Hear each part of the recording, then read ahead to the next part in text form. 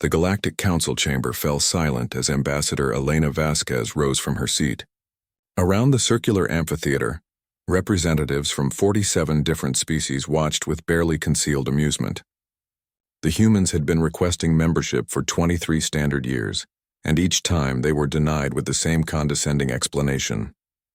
"Your species lacks patience," announced Chancellor Vorthak, his crystalline form refracting the chamber's light into prismatic patterns. "The Council requires members who can think in terms of millennia, not mere decades." The Kalari delegate chittered with laughter, her insectoid mandibles clicking in rhythm. "Humans wage wars that last mere years and call them long conflicts. We fought the siege of Antares for 3,000 standard years before achieving victory." "Indeed," rumbled General Thasix of the reptilian hegemony, his scales shifting from green to amber, a sign of mockery among his kind. "Your species discovers fire and reaches for the stars within 10,000 years. Such haste indicates a fundamental lack of strategic thinking." Elena stood perfectly still, her dark eyes scanning each delegate. When she spoke, her voice carried no emotion. "We understand the Council's position. Humanity will. Consider your wisdom." As she turned to leave, she could hear the whispers following her.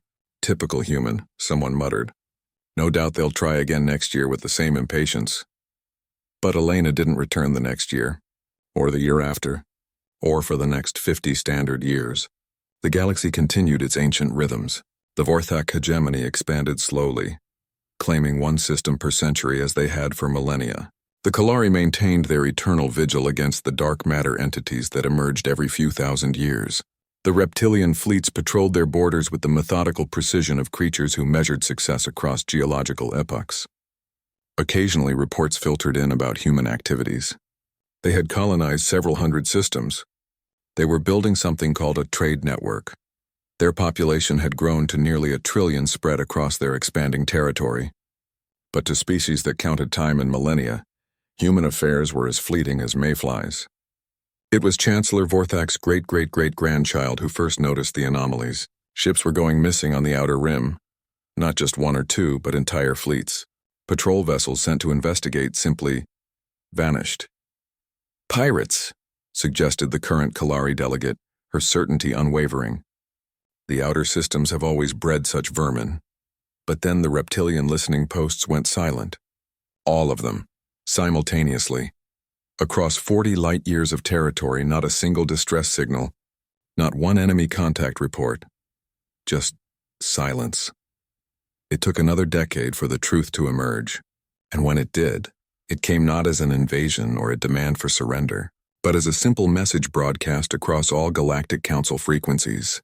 The Terran Federation formally requests a reconsideration of its application for Galactic Council membership. The message was delivered by Elena Vasquez, the same woman who had stood before them 73 years ago. She hadn't aged a day. "Impossible," breathed Chancellor Vorthak IV. "Your species lives barely a century." "Life extension technology," Elena replied calmly. "We developed it 60 years ago. I've been waiting quite patiently for this moment." The chamber erupted in confused chatter until General Thasix's descendant demanded, "What happened to our outer territories?" "Our fleets." Elena's expression never changed. "They encountered the Terran Navy." "That's impossible. Your entire military couldn't match a single hegemony battle group. 73 years ago, that was correct."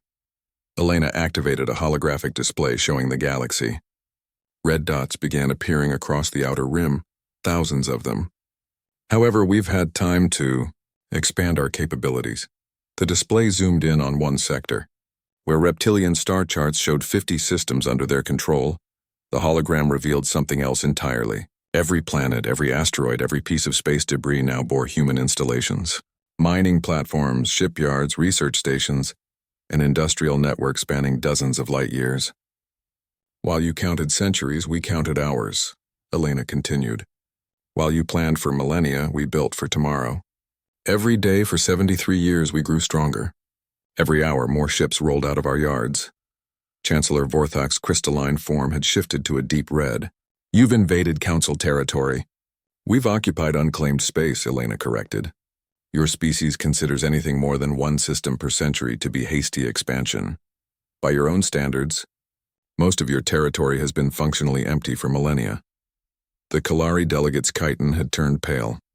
How many ships do you have? Elena smiled, the first emotion she'd shown in the entire session.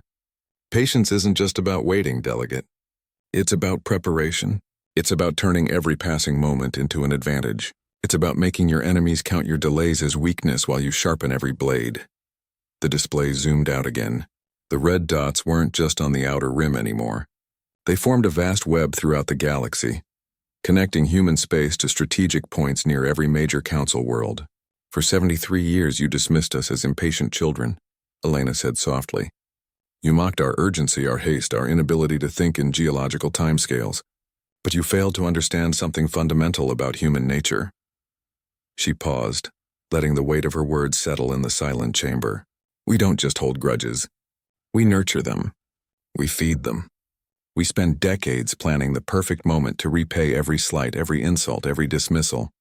And when that moment comes, we don't just settle the score. We redefine what victory means. The holographic display showed the final piece of the puzzle. Human ships, millions of them, holding position at the edge of every major star system controlled by the Council species. Not attacking, not threatening, simply waiting. So here's our patient, carefully considered proposal, Elena concluded. The Galactic Council will vote on humanity's membership today. And if we're once again found lacking in patience, she gestured to the display, where the red dots pulsed like a heartbeat across the galaxy. Well, perhaps it's time the galaxy learned what human impatience really looks like. The vote was unanimous. After all, even immortal species could learn patience when properly motivated.